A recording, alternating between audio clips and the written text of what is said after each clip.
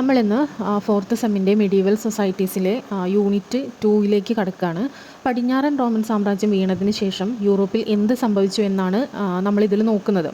AD 476 Rome തകർന്നതോടെ ആ വലിയ സാമ്രാജ്യത്തിൻ്റെ അവശിഷ്ടങ്ങൾ ജർമ്മനിയിൽ നിന്നുള്ള വിവിധ ഗോത്രങ്ങൾ പങ്കിട്ടെടുത്തു.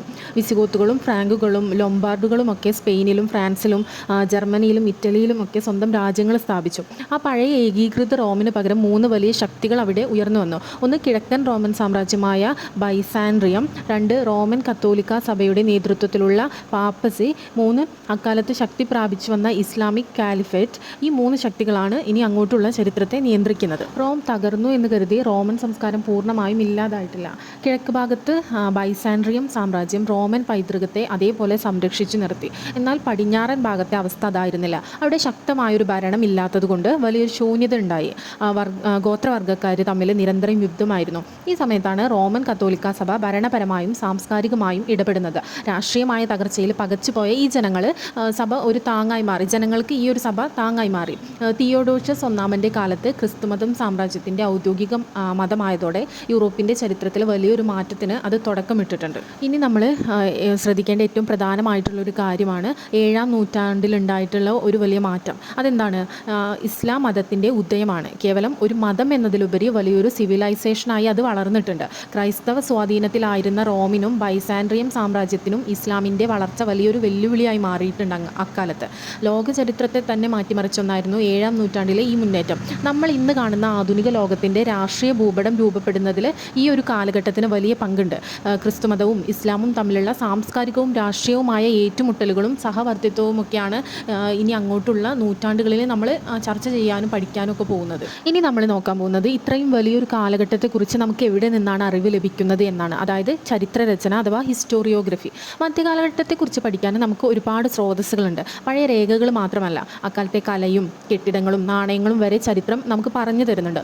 പടിഞ്ഞാറൻ യൂറോപ്പിൻ്റെ കാര്യമെടുത്താൽ അവിടെ രാജാക്കന്മാരുടെ രേഖകളും പള്ളിയിലെ റെക്കോർഡുകളും വിശുദ്ധന്മാരുടെ ജീവിതകഥകളും ഒക്കെ ധാരാളമായിട്ട് നമുക്ക് കളക്ട് ചെയ്യാൻ പറ്റിയിട്ടുണ്ട്. എന്നാൽ ജൂതന്മാരുടെ ചരിത്രത്തിലേക്ക് വന്നാൽ അവർക്ക് വലിയ ക്രോണിക്കിൾസ് ഒന്നും ഉണ്ടായിരുന്നില്ല. പകരം അവരുടെ യാത്രാവിവരണങ്ങളും തക്കനോട്ട് എന്ന് വിളിക്കുന്ന അവരുടെ മതപരമായ ഉത്തരവുകളും വഴിയാണ് നമ്മൾ ആ ചരിത്രം മനസ്സിലാക്കുന്നത്. ചുരുക്കത്തിൽ എഴുതപ്പെട്ട രേഖകളും മണ്ണിൽ നിന്ന് കിട്ടിയ വസ്തുക്കളും ചേർത്ത് വെച്ചാണ് നമ്മൾ ഈ കാലഘട്ടത്തെ ഒന്ന് പുനർനിർമ്മിച്ച് പഠിക്കാനൊക്കെ നമ്മെ സഹായിച്ചിട്ടുള്ളത്. അടുത്തതായി നമ്മൾ നോക്കുന്നത് ഇസ്ലാമിക ചരിത്ര രചനയിലെ ചില സവിശേഷതകളെക്കുറിച്ചാണ്. ഇതൊരു വളരെ ഇൻട്രസ്റ്റിംഗ് ആയിട്ടുള്ള ഒരു ഭാഗമാണെന്ന് നമുക്ക് പറയാൻ സാധിക്കും.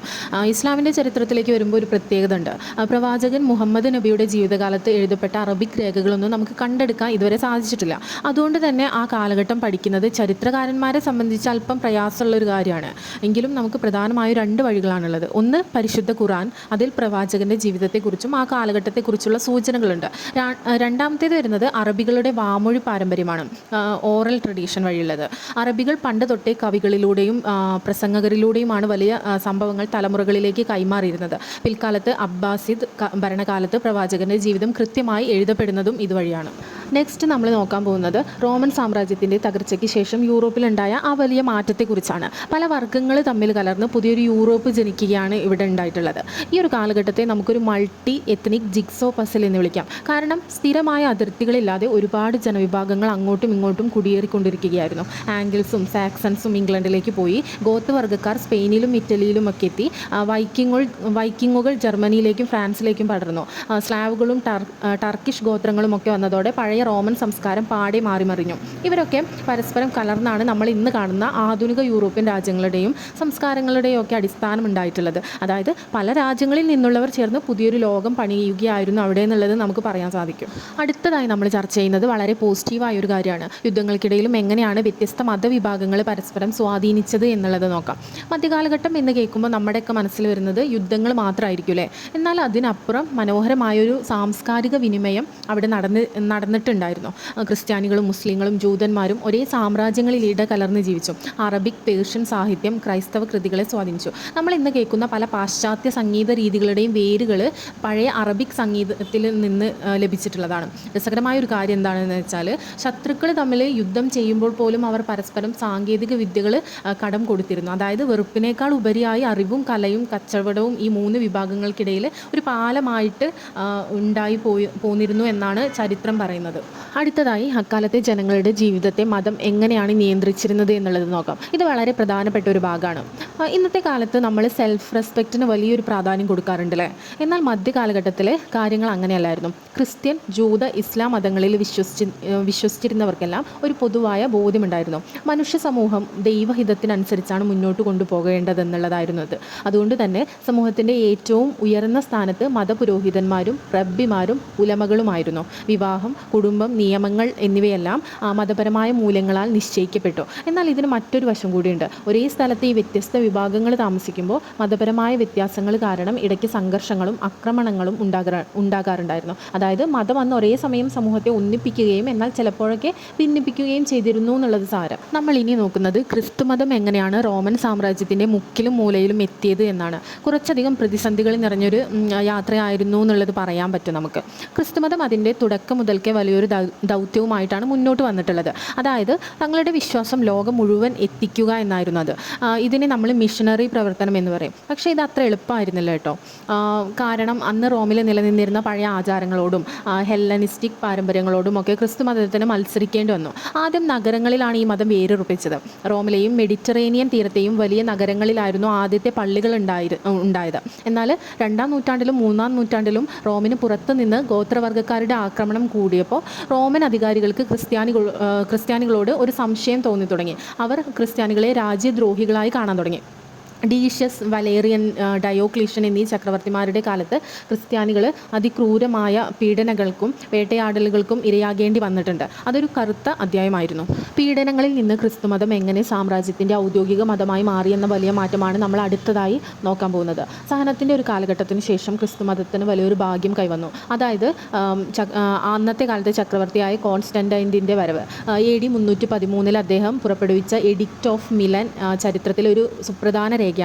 അതോടെ ക്രിസ്ത്യാനികളെ പീഡിപ്പിക്കുന്നത് നിന്നു എന്ന് മാത്രമല്ല, അവർക്ക് മറ്റേതൊരു മതത്തെയും പോലെ തുല്യമായ പദവിയും ലഭിച്ചു. പിടിച്ചെടുത്ത അവരുടെ സ്വത്തുക്കളെല്ലാം തിരിച്ചു നൽകാനും ഉത്തരവായി. പിന്നീട് കോൺസ്റ്റന്റൈൻ ചക്രവർത്തി കിഴക്ക് ഭാഗത്ത് കോൺസ്റ്റാന്റിനോപ്പിൾ എന്ന പുതിയൊരു തലസ്ഥാനം പണിയുകയും ചെയ്തു. ചുരുക്കത്തിൽ വേട്ടയാടപ്പെട്ട ഒരു ജനത ഭരണാധികാരികളുടെ പ്രിയപ്പെട്ടവരായി മാറുന്ന കാഴ്ചയാണ് നമ്മൾ ഈ ഒരു കാലഘട്ടത്തിൽ കാണുന്നത്.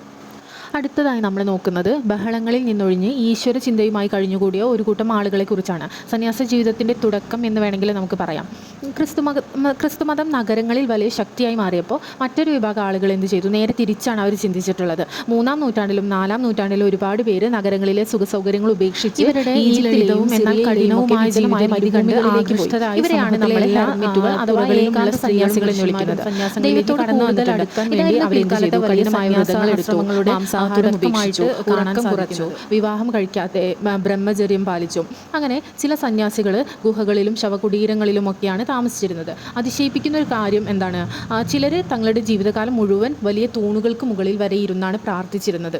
അവസാനമായിട്ട് ക്രിസ്തുമതം എങ്ങനെയാണ് ഗ്രാമങ്ങളിലേക്കും സൈന്യത്തിലേക്കും പടർന്നതെന്നും അത് സമൂഹത്തിൽ വരുത്തിയ മാറ്റങ്ങളെക്കുറിച്ചും നമുക്ക് നോക്കാം. അങ്ങനെ നഗരങ്ങളിൽ തുടങ്ങിയ ക്രിസ്തുമതം പതിയെ ഗ്രാമപ്രദേശങ്ങളിലേക്കും റോമൻ സൈന്യത്തിനിടയിലേക്കും പടരാൻ തുടങ്ങി. ഇത് വലിയൊരു മാറ്റമായിരുന്നു. നേരത്തെ നമ്മൾ പറഞ്ഞ ആ സന്യാസികളില്ലേ, അവരിൽ ചിലർ എന്ത് ചെയ്തു? മരുഭൂമിയിലെ ഏകാന്തവാസം അവസാനിപ്പിച്ച് തിരികെ നഗരങ്ങളിലേക്ക് വന്നു. എന്നാലും മറ്റു ചിലർ തനിയെ താമസിക്കുന്നതിന് പകരം ഒരുമിച്ച് താമസിച്ച് പ്രാർത്ഥിക്കാനും ജോലി ചെയ്യാനും തീരുമാനിച്ചു. അങ്ങനെയാണ് അസറ്റിക് കമ്മ്യൂണിറ്റികൾ രൂപപ്പെടുന്നത്. ഈ കൂട്ടായ്മകളാണ് പിന്നീട് 6-ാം നൂറ്റാണ്ടിൽ യൂറോപ്പിലുടനീളം നമ്മൾ കാണുന്ന വലിയ സന്യാസാശ്രമങ്ങൾക്ക് അടിസ്ഥാനമായത്. അതോടൊപ്പം തന്നെ ബിഷപ്പുമാരുടെ അധികാരം വർദ്ധിക്കുകയും അവർ സമൂഹത്തിലെ പ്രധാന തീരുമാനങ്ങൾ എടുക്കുന്നവരായി മാറുകയും ചെയ്തു. ഈ ഒരു മാറ്റമാണ് മധ്യകാല യൂറോപ്പിൻ്റെ സാമൂഹിക ഘടനയെ രൂപപ്പെടുത്തിയിട്ടുള്ളത്. റോമൻ സാമ്രാജ്യം തകർന്നിട്ടും സഭയിലൂടെയും സന്യാസ സമൂഹങ്ങളിലൂടെയും ആ സംസ്കാരം എങ്ങനെ നിലനിന്നു എന്നുള്ളത് നിങ്ങൾക്ക് ക്ലിയർ ആയി എന്ന് വിചാരിക്കുന്നു. അപ്പോൾ റോമൻ സാമ്രാജ്യത്തിൻ്റെ പതനവും അതിനുശേഷം യൂറോപ്പിലുണ്ടായ വലിയ മാറ്റങ്ങളും നമ്മൾ ചർച്ച ചെയ്തു കഴിഞ്ഞു. കഴിഞ്ഞു. ഒന്ന് ഓർത്ത് നോക്കൂ, നമ്മൾ എന്തൊക്കെയാണ് പറഞ്ഞിട്ടുള്ളത്. വലിയൊരു സാമ്രാജ്യം തകർന്നിടത്ത് നിന്നും 3 പുതിയ ശക്തികൾ വന്നു. ഏതൊക്കെയായിരുന്നു? ബൈസാൻട്രിയവും ഇസ്ലാമിക് കാലിഫേറ്റും പിന്നെ പാപ്പസിയും. ഇത് 3 എങ്ങനെയാണ് ഉയർന്നു വന്നത് എന്നുള്ളത് നമ്മൾ കണ്ടു. മതവും സംസ്കാരവും യുദ്ധങ്ങളും ഒക്കെ ചേർന്നാണ് ഇന്നത്തെ ലോകത്തിൻ്റെ അടിത്തറ പാകിയത് എന്ന് നമ്മൾ അറിഞ്ഞു. നഗരത്തിൽ തുടങ്ങിയ ക്രിസ്തുമതം പീഡനങ്ങളെ അതിജീവിച്ച് എങ്ങനെ ഒരു ഔദ്യോഗിക മതമായി മാറിയെന്നും സന്യാസികൾ എങ്ങനെ സമൂഹത്തിൻ്റെ ഭാഗമായെന്നും നമ്മൾ മനസ്സിലാക്കി. റോം എന്ന സാമ്രാജ്യം ഇല്ലാതായെങ്കിലും റോമൻ പൈതൃകവും പുതിയ സംസ്കാരങ്ങളും തമ്മിലുള്ള ഈ കൂടിച്ചേരലാണ് മധ്യകാലഘട്ടത്തെ ഇത്രയും മനോഹരമാക്കുന്നത് നമുക്ക് മനസ്സിലാക്കാൻ സാധിച്ചു അല്ലേ. ഇതോടെ നമ്മുടെ ഈ ഒരു ചാപ്റ്റർ അവസാനിക്കുകയാണ്. ഇപ്പോൾ പറഞ്ഞു വെച്ചിട്ടുള്ളത് എല്ലാവർക്കും ക്ലിയർ ആയി എന്ന് വിചാരിക്കുന്നു. നോട്ട് ഞാൻ ഗ്രൂപ്പിൽ അപ്ലോഡ് ചെയ്യുന്നതാണ്.